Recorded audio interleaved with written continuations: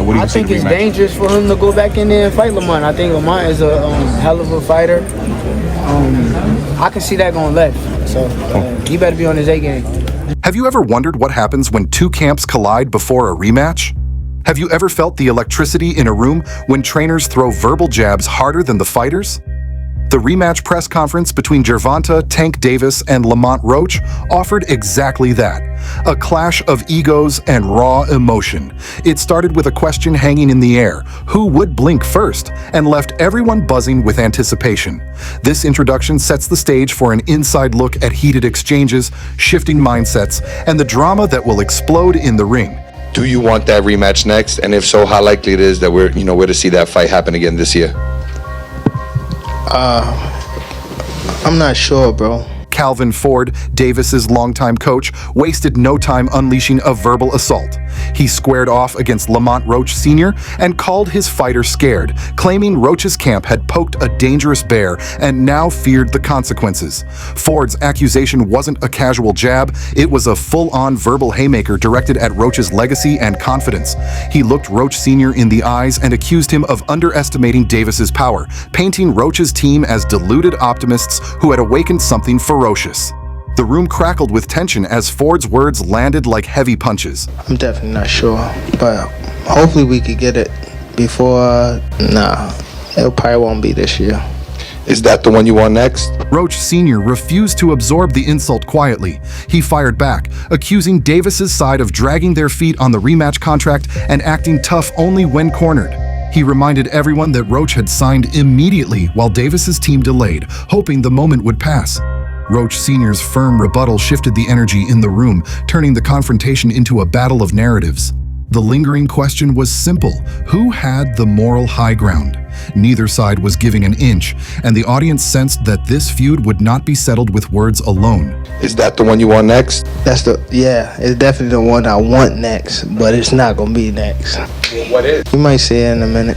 You definitely might say it in a minute. The rematch, set for August 16th in Las Vegas, carries far more weight than a typical payday. It represents unfinished business from their first bout, a fight that ended in controversy and frustration for fans. Both camps understand that the outcome will ripple through the lightweight division, shaping future matchups and legacies. This date looms as a deadline for redemption and validation. Every training session, every public statement, and every change, no matter how small, feeds into the narrative of a fight that transcends belts. Davis's social media activity immediately revealed a shift in mindset. He posted a new photo without his signature braids, signaling a return to focus and intensity. Fans erupted at the sight, interpreting the haircut as a symbol of newfound determination. Comments flooded in, calling Roach asleep and celebrating Tank's mental reset. Social media users speculated that without braids obstructing his vision or mindset, Davis was ready to be ruthless. The absence of that controversial hairstyle became a statement louder than any ring walk. Roach has not been passive in the buildup. He took to social media to accuse Davis of stalling and to claim that his side had fulfilled everything needed for the rematch weeks earlier. Every tweet, every post carried an edge of defiance, as if Roach was daring Davis to show up. His camp echoed the sentiment that Davis had been content with the draw until public pressure forced his hand. Now, Roach positions himself as both challenger and provocateur, determined to prove that the first fight was no fluke. The dynamic between challenger and champion has rarely felt this volatile. Boxing legend Terrence Crawford weighed in with a sharp analysis that cut both ways. He praised Davis's talent and suggested that Tank would be sharper and more aggressive this time. Yet Crawford claimed Roach had already fought at his peak and could not improve much from that first performance. He described Roach's hand speed as impressive, noting that Roach had surprised many with his composure and skill. In Crawford's view, the rematch promised fireworks, fueled by Davis's potential to unleash a more confident, free-swinging version of himself. I'm gonna do me. I'm gonna do me regardless.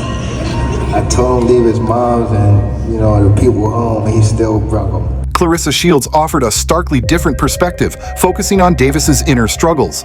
She argued that external pressures, legal issues, media scrutiny, and mental strain had weighed on Tank's performance in the first fight.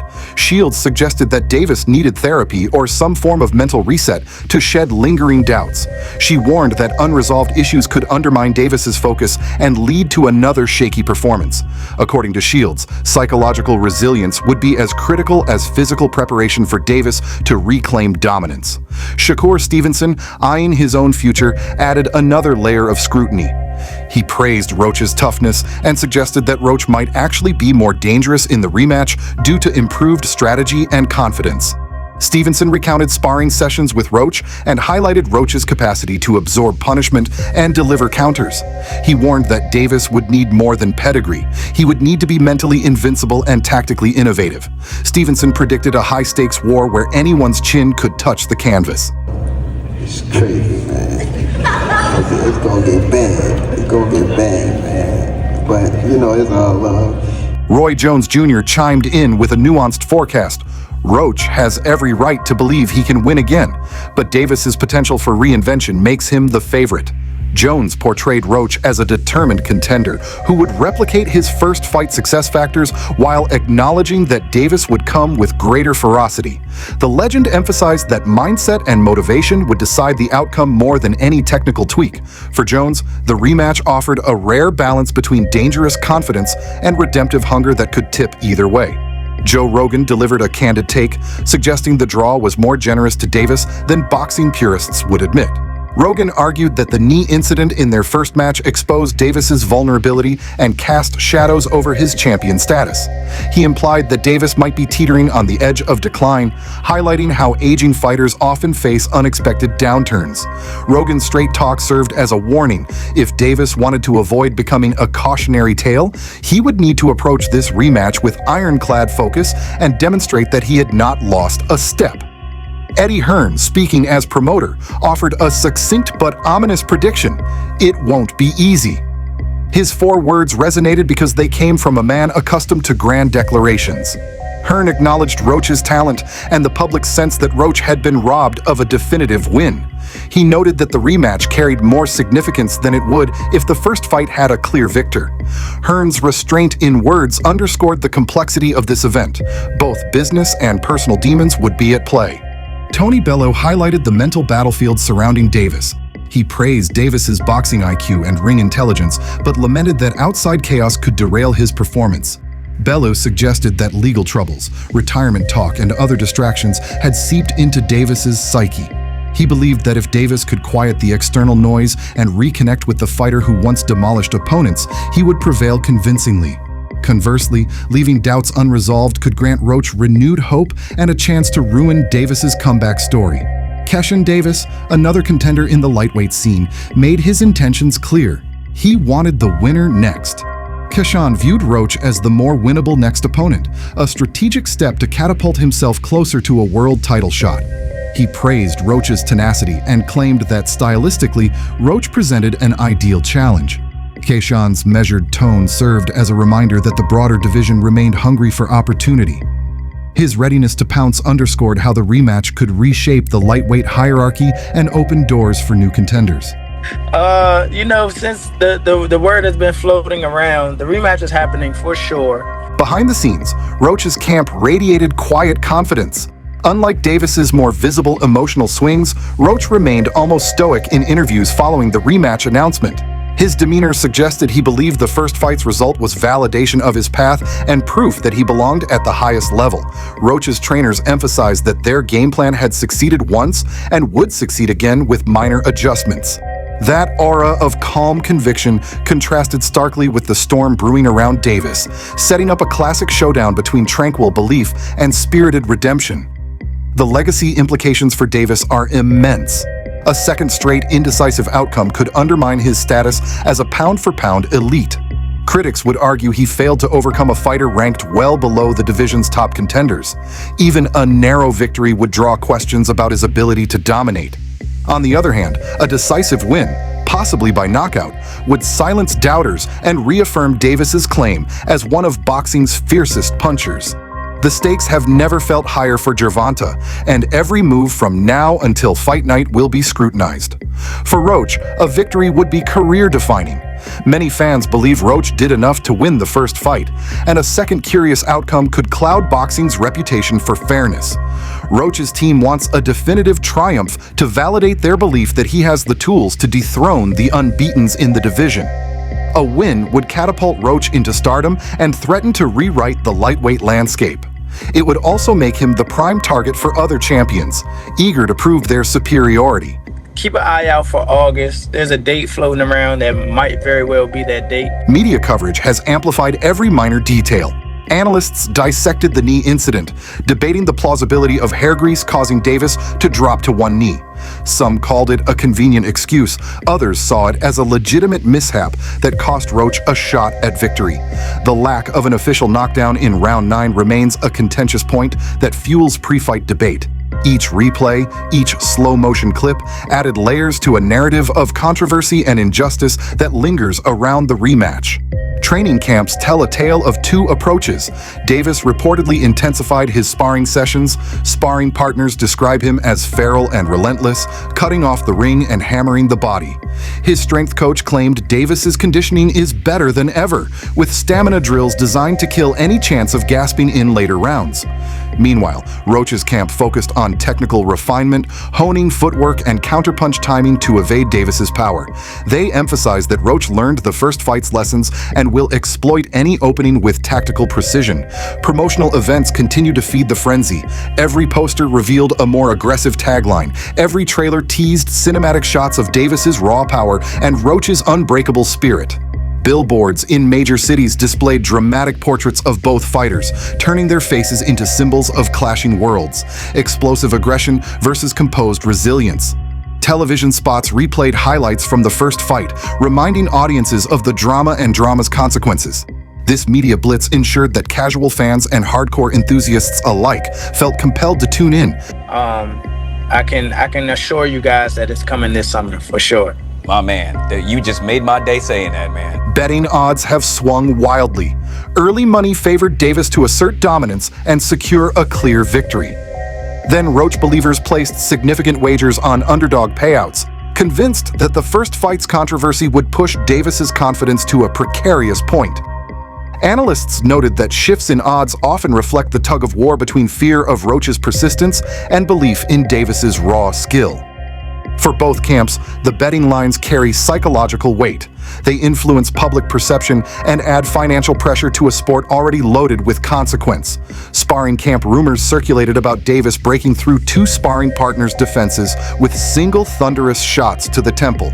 Stories claimed that Roach drilled defensive drills for hours on end, learning to slip and counterpunch with surgical accuracy. Neither side confirmed or denied these whispers, but the tales spread like wildfire on boxing forums. Such rumors build mystique and dampen true expectations. Is Davis really that much better, or is Roach's preparation enough to neutralize the champion's offense? The fight's economic impact looms large. Las Vegas stands to rake in millions from ticket sales, hotels, and local businesses. Pay-per-view estimates hovered near record numbers for a non-heavyweight bout. Sponsors scrambled for branding opportunities, eager to attach themselves to what promises to be a lucrative spectacle. Fighters know that knockout highlights will generate viral moments, translating directly to future endorsements and fight purses. The promise of financial reward amplifies personal stakes. No fighter wants to lose momentum in a fight with so much at stake for all involved. And I'm telling you, I beg to differ with regard to what took place. So let me just say you're the champ. Thank you. I'll leave it at that. Fans have become invested in narratives beyond the sport. Social media users crafted memes of Davis's hair grease excuse turning braid slip into a running joke. Others praised Roach's stoicism, dubbing him the Silent Storm, a moniker that stuck in fight chatter. Comment threads overflowed with debates about whether hair products should be regulated and how much influence trainers should have over fight psychology. These side conversations illustrate how modern boxing extends far past 12 rounds. It lives in the digital realm where fans shape the story as much as fighters do. Television commentators expanded on previous technical breakdowns. They noted Dr. Manish Patel weighed in on Davis's eye irritation claim, arguing that braid grease rarely causes intense burning. Meanwhile, Dr. Sarah Lynn suggested that sweat and routine ointments could aggravate eyes, lending credibility to Davis's explanation. The clash of medical opinions mirrored the broader duality of this rematch. Every detail, no matter how small, became a potential narrative thread. Commentators emphasized that Fight Night would be the ultimate arbiter of truth. Social issues also found a place in the build-up. Some fans drew parallels between Davis's knuckle usage and street fighting, sparking debates about boxing's role in glorifying violence. Roach supporters highlighted his humility outside the ring, portraying him as a community leader who mentors young boxers. These contrasting images fueled arguments about what each fighter represented beyond athletic achievement. For some, the rematch symbolized redemption for Davis. For others, it symbolized an underdog challenge to established power structures. Hey, that's what I'm saying.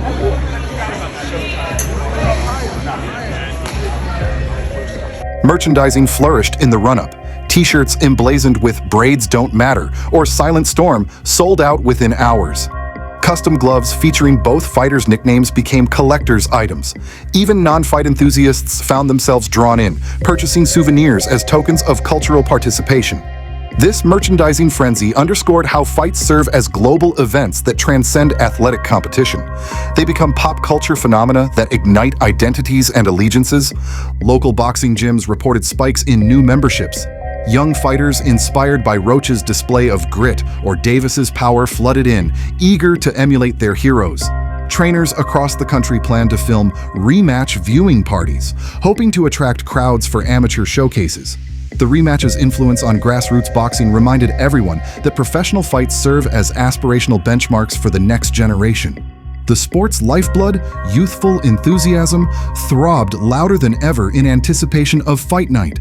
Betting parlors published daily updates on line movements. Pundits speculated about whether a first-round knockout was plausible or whether the fight would stretch into the championship rounds. Odds makers accounted for every variable: Davis's power, Roach's chin, past performance, and rumored training camp breakthroughs. The uncertainty surrounding fight dynamics kept odds fluctuating, building a sense of suspense that lingered into each new broadcast.